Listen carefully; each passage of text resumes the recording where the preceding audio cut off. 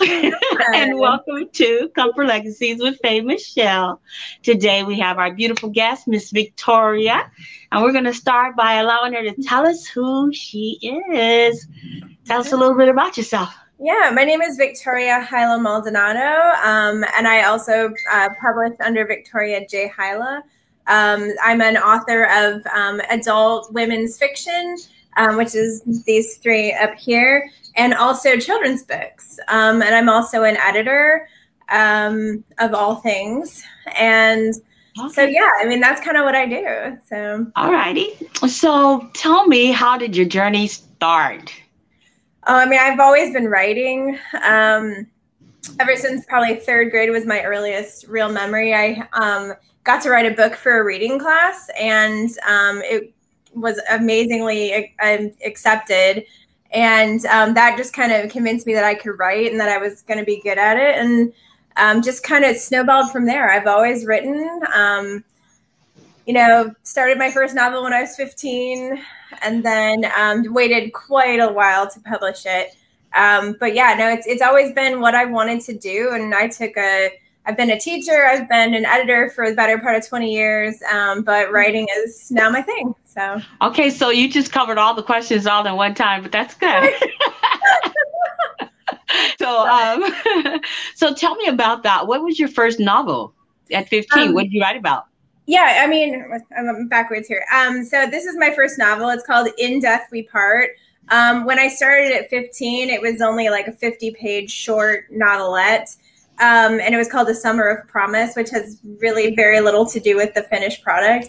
But a crush I had in high school, he slid up next to me in gym class and he said, "Write a book about me." And I'm like, give me a character, and sure. So he gave me this 2-page character sketch, and the main love interest character was born. And it just grew up with me over the years. I put it aside through college, wrote it a little bit, and then finally got to 31, and I'm like, I just have to do it. I have to do it. And really? So yeah, I published when I was 31, and then it's just all snowballed from there. So. Well, what does he think about the book? Oh, he's read the first two. He has the third one, but I'm not sure he's read it yet. But no, he loves it. He thinks it's hilarious that he's, a character is based on him. He wears that like a badge of honor. It's hilarious. Yes. I mean, he's not in my life anymore, but I still talk to him on occasion. And so he loves it. He does. That is awesome. Hey, I'll just do that next time. Hey, write a book about me. All you gotta do is ask. You just have to ask. Gosh, that's it. Hey, closed mouth don't get fed, right? That is awesome. Oh man, do you have any copies of your book? The first one, In Death We Part. You can see it's quite substantial. So yeah, that's the first one. Basically, it starts in Chicago, which is the city that's turned upside down, and it goes to New Mexico. And then this is the cowboy guy that crush is based on. So okay. So why did you do it upside down? Because Brianna, who's the main character, her life gets completely flipped upside down, and she's from Chicago. And then because her parents died in a car accident, and she has to kind of navigate the world after that, and she has to go to New Mexico to be with her guardian. She's just this shy of 18. So so her world just completely gets flipped. And so that's the symbolism in that. And this is actually kind of part of a painting she draws toward the end of the book. So it kind of all comes full circle. So. Okay. All right. So that is awesome. I mean, I'm loving this story. I love this space because I get to talk to so many people doing so many different things, and the way that they come up with their ideas and, their inspiration is always amazing to me. Yeah. So you self-publish all of your books. Mm-hmm. Yeah. So walk us through that journey, that process of self-publishing. Well, when I was had written that 50-page novelette, I actually submitted it to publishers, and it got accepted, but I wasn't ready to part with it. And I'm like, well, it could be so much more. And so I said no to that. But then I went through a little bit of the process of trying to find publishers. But I'm so very impatient. So I'm just like, I'm just going to do it. I'm just going to do it. And so that's just kind of what I did it. I probably could have gone to publishers, but I chose to go a much more expedient route. And you know, now I have so many published, it's kind of ridiculous. But yeah, I just didn't want to wait. So it's so me. But no, and I knew it was going to be worthwhile to publish it, and I had confidence that all three of the books in the trilogy, that they're worthwhile stories and they needed to be told. And so that's just kind of why I went the independent route, just because I'm like, I don't want somebody who doesn't actually understand the story telling me that it's not going to be marketable, because that's just one person's opinion, and I don't know, it was just a weird thing. But yeah, so I chose to just make it happen, and everyone who's read it has loved it, so I'm excited. Okay, Yeah. so tell me about that, your marketing process. What steps do you take? I do everything. I'm still trying to figure out how to turn it into like mega sales or just even, you know, good sales. But I do a lot of online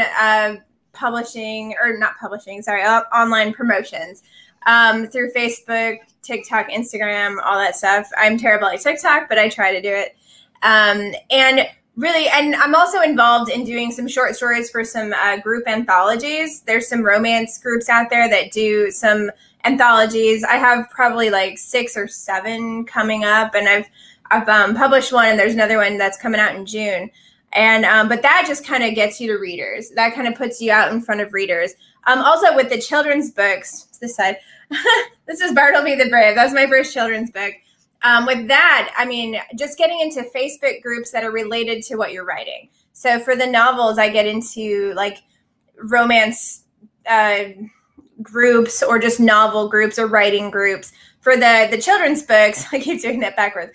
For the children's books, I really just going into children's books groups and kind of seeing what other people are doing. So it's trying to find people with the similar interests that can go through it. And, you know, just trying to sell the story. I am such a bad salesperson, but I can write, I can edit, I cannot sell. So. Okay, so it's been working well, you think? Yeah, I think so. I mean, I could always do more. I'm at that point where I'm doing a lot of things, interviews or podcasts or this, that, and the other.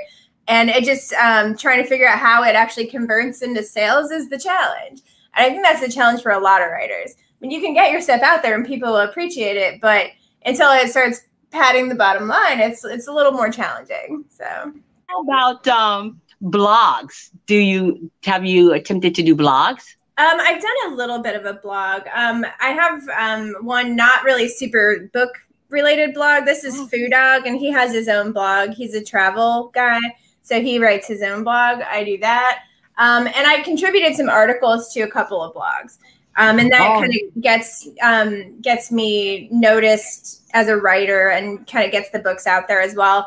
Yeah, I have done a little bit, but nothing systematic, nothing like consistent, which I would love to do, and I'm looking forward to that. And that is a good way to get into that. But just you know, allying yourself with other writers in the same genre is also a really good tool for that. So you think that that's a pretty good tool when you're with other writers? I would think that it's hard to sell to writers, you know, writers selling each other's books, buying each other's books all the time, or it's just groups of people that like to read.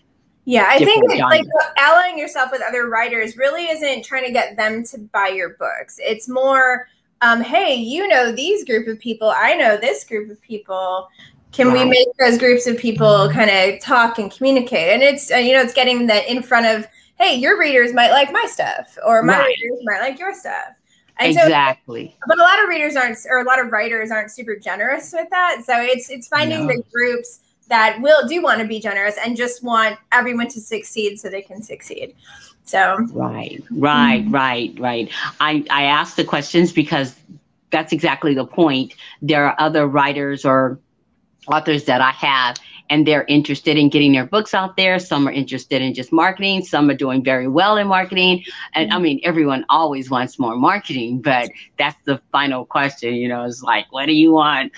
Marketing. So, yeah. And so I'm listening to those that say, oh, I'm a bestseller or it went well. And, so Mhm. what about your KDP experience? How is that? Do you only upload to KDP or do you do Ingram Sparks, Lulu? Which one do you work with? I now I'm a big fan of Lulu, and Lulu gets it to all those platforms. Like I really Ingram Sparks, it's a little hefty on the price from what I was researching. Yeah. Lulu is basically you publish it and that's it. Like there's no upfront cost involved, which is why I really like Lulu. Yeah. And that's kind of I work with a publisher. Now I work with a publisher, and we publish our stuff through Lulu as well. It's really good quality products. But if you do I think it's like global. There's a tick box. It's like global reach or something. Yes. I can't remember the word. Global distribution. That's what it is. Thank you. That basically puts you on all those platforms. It puts you on Amazon. It puts you on Spotify. It puts you or Shopify. It puts you on all the different platforms. Publishing strictly through KDP, you don't see a lot of that money. You really don't see a ton of it. And that's kind of the problem I've seen with that. Because I'm like, I don't see a lot of the royalties are not like what you would expect. Oh gosh, yes. So do you do any on Amazon? Yeah, I mean, they go to Amazon. They're available on Amazon just because Lulu pushes them over there. And like the independent other places I've published kind of pushes them over there. Because I feel like Amazon's this necessary evil. You need to be there for representation. And so people think you're legit. But it doesn't really help the authors much. Right. Okay, I'm hearing that more and more and more. But you think that Lulu, why is that different from Amazon? I mean, the upload cost is the same, and so that's not it. But Lulu goes and puts it on all the platforms for you. Amazon wants everything only for themselves. And they have their own ISBNs. They have their own rules behind the publications that are different from Lulu. Lulu gives you that flexibility. You can own your own copyright and own your own IBS, and it's not beholden to Amazon. And then it goes worldwide if you mark the right Really? Well, I know that on Amazon, you can also get your own ISBN, and they're supposed to do mass distribution, I guess, but I guess in that regard, it's just a preference or whatever. But I'm hearing more and more people like, no, I want to own my own stuff, and Amazon is taking all of your money. But another thing with Amazon, like if you only publish through Amazon, a lot of independent bookstores will not carry your book in their store. Really? So that's a good point. There's one local to us that I was looking into it, and I'm like, I could get my books there. But then like one of the lines in the thing, which it doesn't matter to me because I haven't done it, but it's like, if you're only published through Amazon, we will not accept your publication. Wow. So, I mean, I don't know if that's common, but that I've seen a few times. I'm thinking because if you're published through Amazon, Amazon has their own mass distribution, right? And so if you're trying to get with them, Amazon may already be there because they don't let you know who their clients are. Right. So I remember Googling something of mine, and it was in Walmart.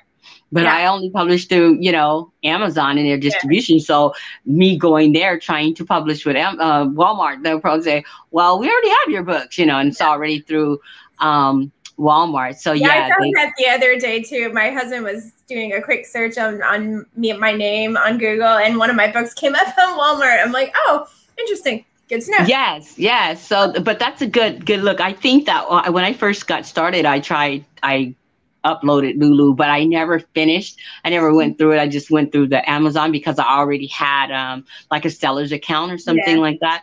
And I didn't know what I was doing at the time. So, but I've always wanted to go back to Lulu because Lulu gives you hard copies. Yes. Yes. And how much are they hard copies compared to like Ingram Sparks? I think they're I mean, I've found them to be reasonable. The only one that I've done through Lulu is my children's book, and that was incredibly reasonable. I chose not to go the hardcover, and it really is a sliding scale depending on what quality of print that you want. Like, do you want a hardcover book? What size do you want? You know, I'm a fan of paperbacks. So Yes. I always get paperbacks. I still call them hard copies because I can hold them. Yes. But yeah, no, I prefer to, because I like that they have a bunch of different levels of whatever you want to do. Sizes. Yeah. Sizes. And yes, there is a platform, because if you can't get that formatting right, man, you're done with Amazon. You have to have your formatting perfect. I struggled for weeks one time to just get the formatting correct, and it was something so minuscule. So yes, absolutely. Yeah, I still have one book hanging out there right now that I'm like, it's published on the what do you call it? The ebook format, but the paperback didn't work. Yep. So I'm thinking I might just have to do it a different kind of way, just in order to get the, the paperback copy. So yeah, you have to look into some other options. And that's why I like to know what's good for you. And you're the first person really that I think I've talked to that really works with Lulu. No, it's something I just found. A friend of mine did a short, like a really small run of a publication for his uncle or something. And he went through Lulu, and that's the first I'd heard of it. And then I went and looked at it and found they have all the templates you can download and do your PDFs to the exact specifications before you even get up there. And I found it to be super user-friendly and super accessible. So that's why now I know who to call if I get stuck on my Lulu. So that is awesome. So where's your children's book? Can you hold up a children's book? Yeah. You see, I do children's books, so I like children's books. Let me go find a hard copy. Hold on. Okay. Okay, got it right here. Okay, there we go. I have the Spanish one back here, but okay. So yeah, this is Bartleby the Brave. So it's very fun. And then I have, like I said, I have the Spanish, which is Mi Eres Valiente. Okay. It's the same story, but just in Spanish. And then, it's a story about kindness and bravery. So this is Bartleby. He's a little cutie. And he goes through this thing. He just wants to have a good time and watch this competition that he really likes. But then, like, some mean birds take his place where he likes to watch. Then one of the mean birds gets in trouble, and he risks his own life to save that mean bird. So it's a cool lesson. And it's kind of told in flashback. There's an old grandpa bird telling the story, so it's kind of fun. The artist is Ronald Botts. This is his first children's book as well. Really? Yeah, I found. Can you open it? Can you open some of the pages? Open it up and let's view. So, it looks so colorful. So here's little spreads. That is nice. What size is that? Is that like an 8.5 by 11? Yeah, it's around there. It's maybe just shy of that. Okay. So that's then some of it's spread, some of it's single pages. Beautiful. So he did a really great job. Like I said, it's his first children's book as well. Yes. And, love it. The trouble happening. So is that your latest book? I have one that's coming out June 1st. Actually, this is the most recent that I published. The most recent. Okay. And then I have another children's book coming out May 1st. It's called Tears for the Butterfly. I wish I had a graphic of that, but again, not published. But that one's about love and compassion and what happens when you give that out into the world, the ripple effect of that.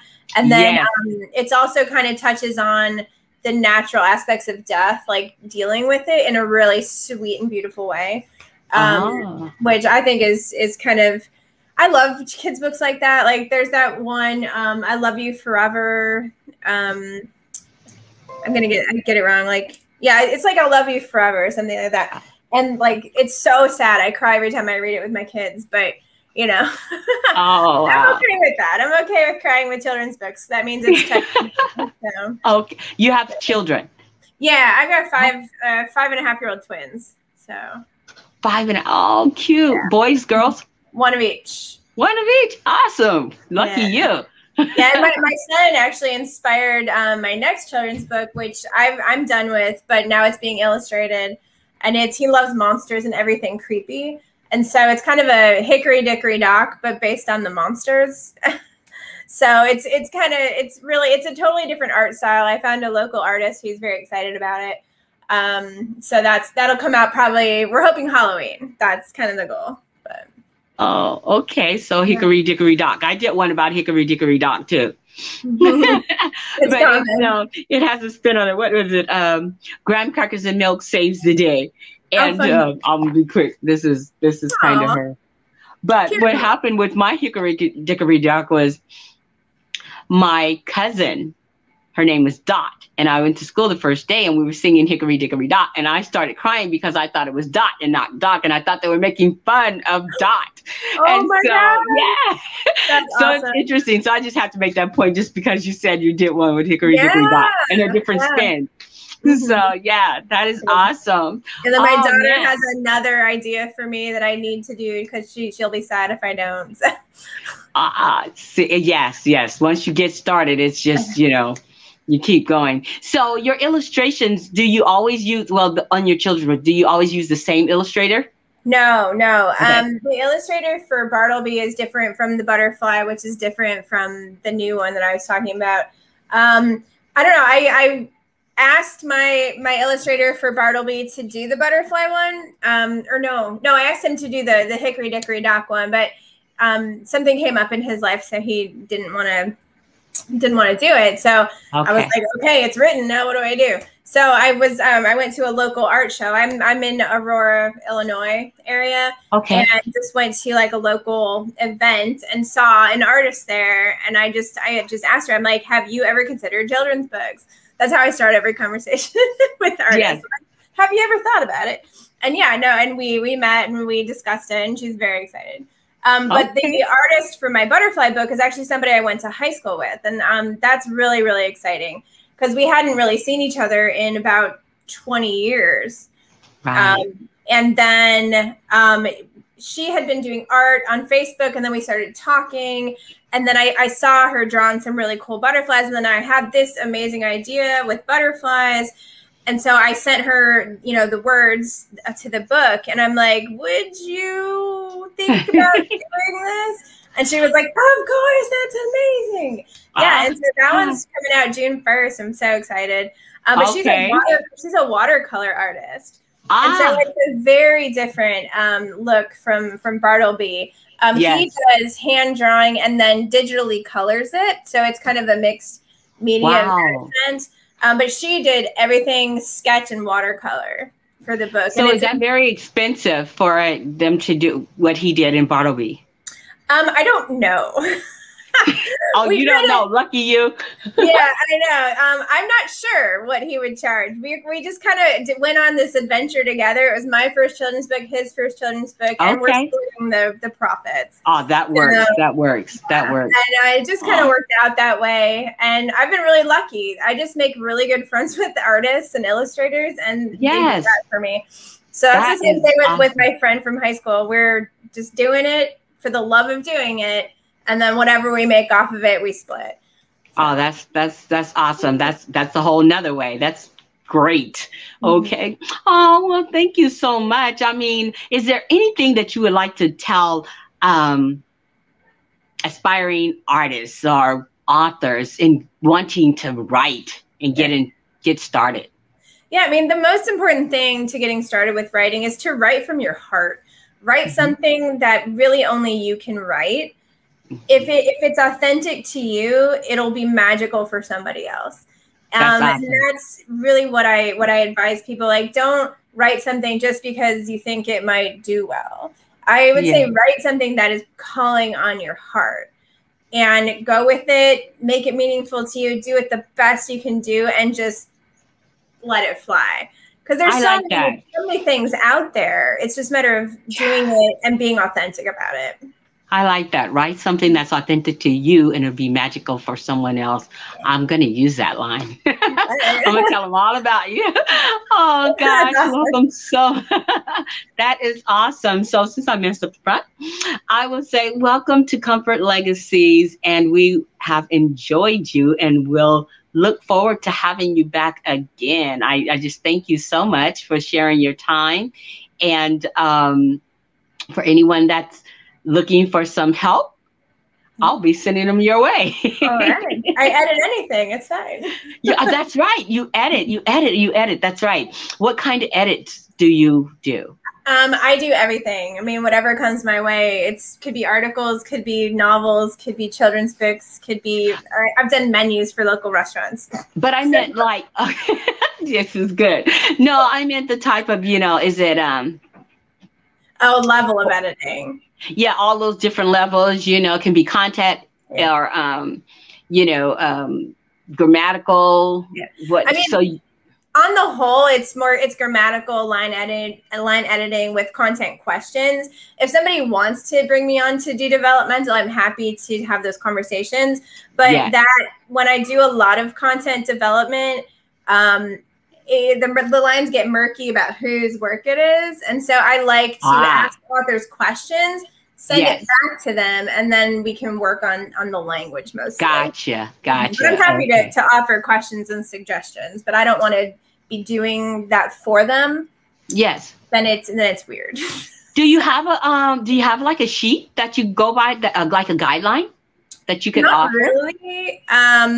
Not really. I just edit. You just edit once it comes up and you have a question, you can write it down. I just thought maybe it might be like a pre-guideline for someone that's kind of interested and don't know what direction. That's a great idea. Yeah, I'm telling you, girl, I'm full of them. That's awesome. No, I really should have something like that. Like, does your piece have this? Does it have this? Yes, yes. Or specific questions that you might want to know right up front. You know what I mean? Mm-hmm. That people may or may not cover. Yeah. So, and then when you're editing, and if they filled out most of that, kind of like an interview, but that a guideline might really be helpful, because I would know which way to go if it were me starting. I just start telling the story, but there's a lot of things that are missed, especially when you're doing character development, like you asked your friend to do a character. Yeah.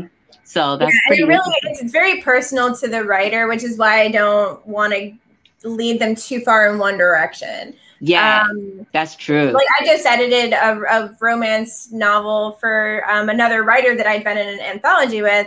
And I mean, it was not a story I would have written myself, but I found it entertaining, and it was interesting to read. She just had issues with some like verb tensing and some punctuation. So that one was a real easy one to do, versus I've read some other ones that I'm like, you're missing so much. I mean, here's questions to ask yourself about your characters and about your plot. Exactly. Go something and bring it back. That's exactly what. Oh man.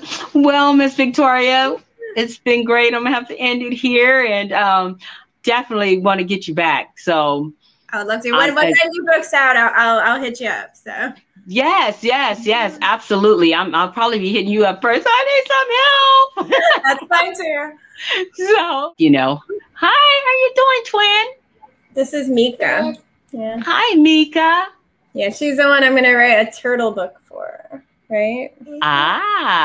Like turtles, huh? Okay.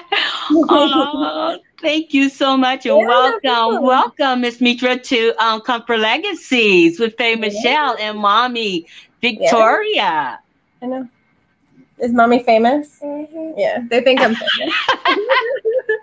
Mommy's famous. That's awesome. Yeah. Do you like all the books that Mommy's written? The children's books?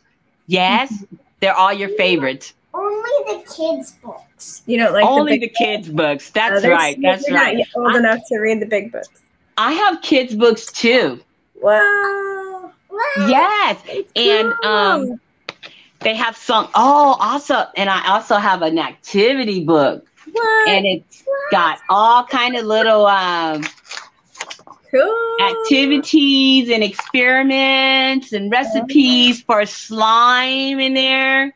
Yes.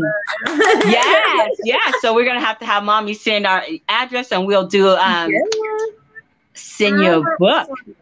You like slime? I want to make slime. Okay. Well, then that's right. See, I got recipes in there. Yeah. Can you give me that? Yes. Yes. Mommy has to send addresses. We'll make sure. You send me a book, okay? Sign your book, sign Mommy's book, and I'm going to send you one because my grandson helps me write the books. He's my little co-author. Cool. Love it. Yeah. No, Okay. yours is upstairs. No. All righty, my dear. All I will let you go and Sounds say good. bye. So nice meeting you. Yeah. Okay. Can you say bye? Can I please go say hi to Miss Quest? Yeah. Go. Okay. Just start it again. Okay. Bye-bye, All my right. dear. I will be Bye. in touch. Okay. Okay. All right. Okay. Bye-bye. Okay.